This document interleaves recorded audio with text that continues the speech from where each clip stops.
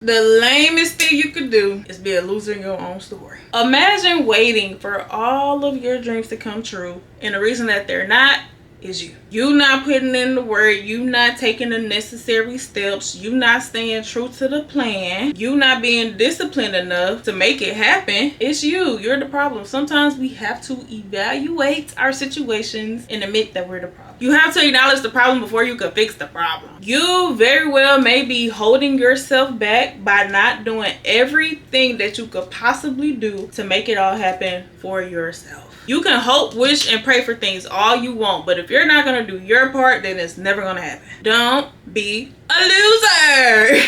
At the end of the day, you get out exactly what you put in. So if you're not going to put in the work, your dream's not gonna put in the work either. They waiting on you to do your part so that they can do their part and y'all can meet halfway and intertwine. Like I said, don't be a loser in your own story. People make up scenarios all the time, and in their own scenarios, they are the loser.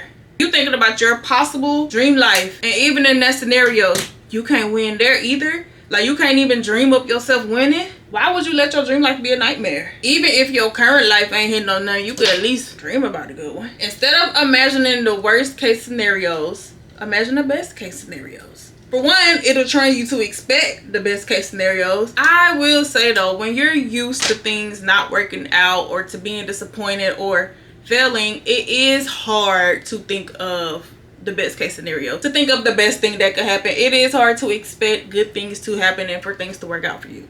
I get that, but you gotta keep the faith. A few no's gonna eventually lead to a yes. A few disappointments gonna eventually lead to great, oh my gosh, this is wonderful. You know, even when I find myself thinking about some horrible scenario, I have to immediately stop and be like, well, no, that's not gonna happen, because I want this to happen instead. I'm always like, okay, what's the best that could happen?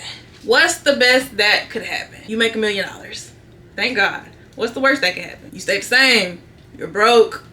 You're on the streets. I don't know, but we're not gonna think about it because we're thinking about the best. And I'm not saying don't ever think about or consider the possible things that could go wrong, because that would just be insane, right? That's poor preparation. But don't stay with it. Don't get married to it. Don't be like, that's the only way it could go. For example, my mama, let's say we going on a trip. My mama gonna bring the albuterol, the breathing machine, the inhaler. She gonna bring ibuprofen. She gonna bring prednisone. She gonna bring whatever type of medicine she got, just in case something happens. And I used to always be like, Mom, you always expecting the worst to happen. You always think the worst gonna happen. And she used to say, I don't expect the worst thing to happen. I'm just prepared in case it does. Cause yeah, if you got asthma, chronic asthma, and it's a possibility that you can have an asthma attack on this trip, yeah, I do need to bring all my supplies. We don't want it to happen, but we know that it could.